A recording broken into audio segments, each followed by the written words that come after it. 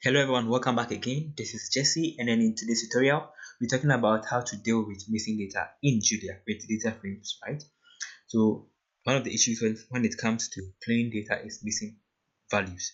So how do you deal with it? There are several ways. So among them are you add a default value for that missing value or data, or you use the mean of that column to fill the place, or you can delete the row or the column with the missing data. But this is very dicey. It can affect your data if there are several missing datasets. You can interpolate the rows or you can replace them. So let's see how first of all to check for missing data.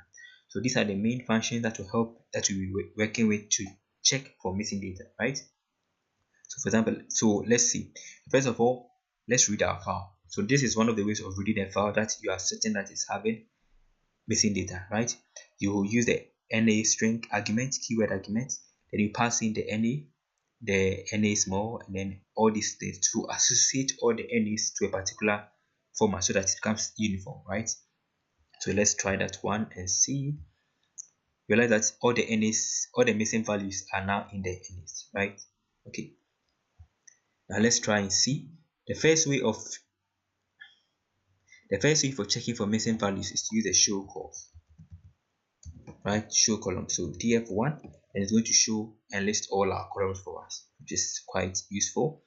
And then it gives us the column names, the element type, which is very useful. This function is very useful, and then a missing data set, right? So we have 3 here for duration, 2 for director, Facebook likes, and then several of them. So that's one of the ways of working with it. Now let's see how to use a different function, the isna. So the isna is just like the isna in Python. The isna is just like isna, right? So let's see how this. So you just go with isna, and then you put into bracket your data frame. So if I do it like this, it's going to give me false. But we know that they are missing value.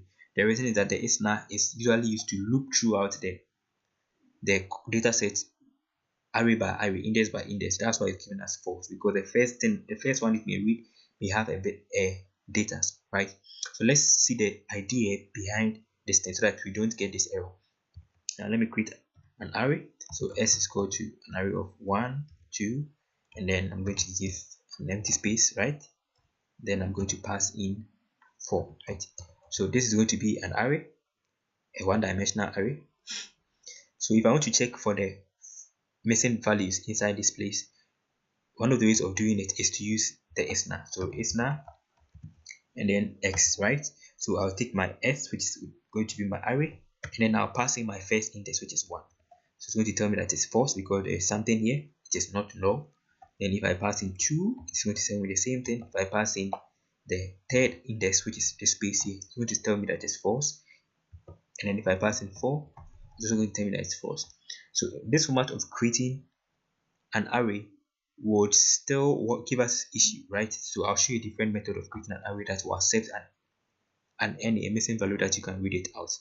So how do you check for the entire stuff instead of going through one by one? Then we have this isna dot, right? The isna dot syntax or the element wise isna is going to look through the entire array and then print it out for you. So if I go with x without any index, it's going to loop through it perfectly. So this is the best way of checking for the entire array or the whole array for the presence of missing values. Okay. Now let's check the correct way of accepting any in an array, right? So let's call it y, and then we bring with the @data macro, right? This @data, then we're going to pass in our value 1, 2, then we're going to pass in our NA, and then let's say 4. So if I do it like that, it's perfectly working. So if I check again with this, and I do it is now like what we did previously, and I bring it to the third index. So y, I bring it to the third index of this. So it's going to tell me that it is true because it's actually missing, right? So how do you check for the entire stuff? As we already learned, we can just use the same format of the isna.syntax, then the y, then perfect. So false, false, true. So that's one of the ways of reading it perfectly. So if you use this one to create it, to read it perfectly. Now, how do you check for the actual area that it is missing? Because sometimes it will be plenty. So to check for it, you can just use find isna, right? And then you break the dot syntax, right? And then you pass in our y. So if I pass in our y, it's going to tell me that at my index 3, I don't have something there. So this is just like the index df.index. So at my index 3, there's nothing there. You can also use sum to check for all the values of this that is missing. I'm going to tell me that is 1, right? So now let's move back to our data frame, how to apply this thing to our entire data frame. So as you already know, our data frame was this, the df1. This was our data frame, right? So let me change this one easily. As you already know how to change it, you use the names column, which is this one. Let me apply it. Perfect, it's working now. Perfect. So now let's see how to use the isna on them. So the best way is, let's use this one. Now if I want to find a particular row with a missing value individually, I can just use the isna df1, and then I'm going to pass in my particular column. So if I check it, it's going to tell me that at 2, 4, and 7 there is missing values. If I check it back again at my here, you realize that at 4, 4, and then 7, there are no missing. There are missing values there, which is very, very nice. So this is used to return the particular index that is having a missing value, right? So the same thing that I'm doing, I can use it to check for the specific place using the df. I'll pass inside an array like this. This is going to return to me the particular data frame. So I'm passing this entire stuff inside it, and I can even use the same find, right? And it's actually going to return the particular place that is missing, which is very, very interesting. So that is telling me at this place, and then wow, okay. So that's one of these. So it's actually returning the specifics of it. Okay, now if you want to do it throughout the row with the isna, this isna without this, then you are supposed to loop it through it in this format.